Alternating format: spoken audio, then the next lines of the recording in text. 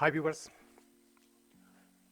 इस वीडियो से हम माइक्रोसॉफ्ट एक्सेल में इंटीग्रेटेड फाइनेंशियल स्टेटमेंट्स मॉडल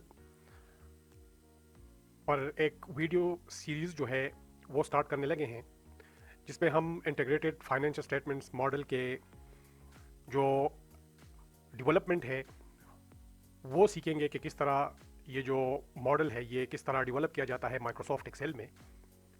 अब ये हमारा स्टार्ट का जो वीडियो है, वीडियो 1, इसमें हम थोड़ी सी जो बैकग्राउंड है इंटीग्रेटेड फाइनेंशियल स्टेटमेंट्स मॉडल का, इसका थोड़ा सा जो बैकग्राउंड है वो चेक करते हैं कि ये क्या होता है।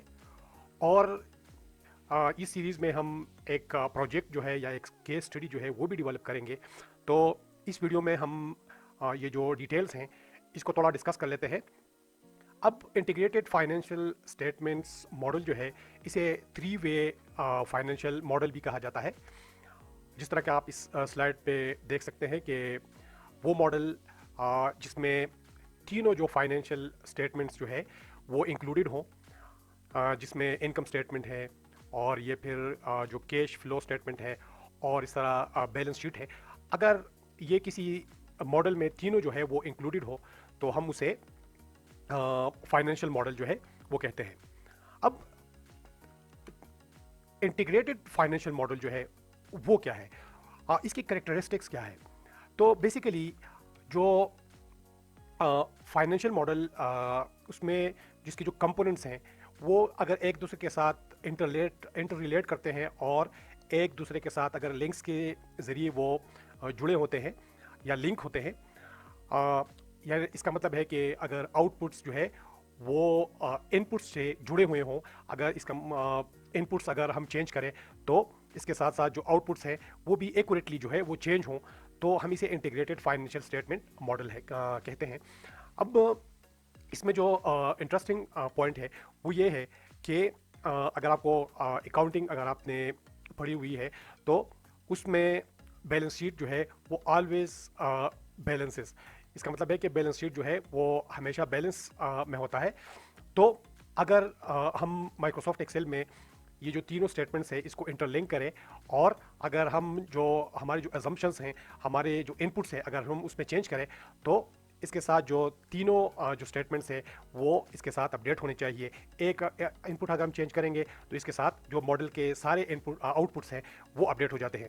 तो इसका मतलब ये है कि इसमें इंटर रिलेशन होगा और इसमें इंटर लिंकेज आप कह सकते हैं कि वो होगा, और जो आउटपुट्स हैं वो डिपेंडेंट होंगे इनपुट्स पर। तो इंटीग्रेटेड का मतलब ये है कि ये इंटर रिलेशन जो है ये बेसिक करेक्टरिस्टिक है फाइनेंशियल मॉडल का। अब हम जो मॉडल डेवलप करेंगे उसमें हमने एक सिनेरियो डेवलप किया है कि आप भी अगर इसको इमेजिन करें, जिस तरह मैं कहता जाऊं तो आप इसको इमेजिन करें, आप इसको सोचें कि लेट्स सपोज आप एक टी शॉप जो है वो आप स्टार्ट करना चाह रहे हैं। और टी शॉप अगर आपको पता हो, जब भी आप कोई नया बिजनेस आप स्टार्ट करना चाहते हैं तो उसके लिए आपको कौन कौन सी चीज़ें रिक्वायर्ड होती है, तो आप मेरे साथ इसको इमेजिन करते जाएं। इसमें सबसे पहले ये है कि आप अगर आपका टी शॉप जो है अगर आप इस्टेब्लिश करना चाह रहे हैं तो उसमें सबसे पहले आपको एक टी मेकिंग मशीन जो है वो आपको चाहिए होगी। और लेट सपोज वो टी मशीन जो है उसकी प्राइस कितनी है या उसकी कास्ट कितनी है, वो है $10,000। तो $10,000 में आपको मशीन जो है वो पड़ जाएगी। इसके अलावा आपको फर्नीचर और फिक्सचर भी आपको चाहिए होगा ताकि जो आपका शॉप है उसमें लोग बैठ सकें और आपका जो टी है उसको एंजॉय कर सकें। तो लेट्स सपोज हम कहते हैं कि $35,000 या ₹35,000 जो भी आप कह लें वो इसकी कास्ट है। तो अब ये दो कंपोनेंट्स हो गए, एक आपकी टी मशीन और दूसरी आपकी फर्नीचर और फिक्सेस। अब तीसरी जो चीज़ वो आपको चाहिए होगी वो ये है कि जो टी सर्व करने के लिए आपको टी वेयर्स या जो जिस तरह कप्स हैं या फिर जो दूसरी चीज़ें हैं उसके लिए आपको 5,000 या ₹5,000 जो है वो आपको चाहिए। तो ये भी तीसरी चीज़ जो है ये आपको चाहिए। अब फोर्थ जो हमारे पास जो कंपोनेंट है उसको हम कैश कहते हैं, और कैश जो है वो आपको चाहिए होगा लेट्स सपोज 5,000। तो ये बेसिकली जो कंपोनेंट्स हैं ये हमें चाहिए हमने अगर टी शॉप खोलना है। अब अगर इस आपको टोटल अगर आपने एस्टिमेशन की है, आपने जो अप्रॉक्सीमेटली जो चीज़ें आपको चाहिए उसकी एस्टिमेशन अगर आपने की है, तो अगर आप देखें तो 10,000 में हमें क्या रहा था। बैक स्लाइड पे जाते हैं, ये देखें 10,000 में हमें क्या रहा था। जो टी मशीन है, 35,000 हमें कहाँ से चाहिए थे फर्नीचर और फिक्सर्स के लिए। 5,000 हमें टी के जो वेयर्स है या टी का जो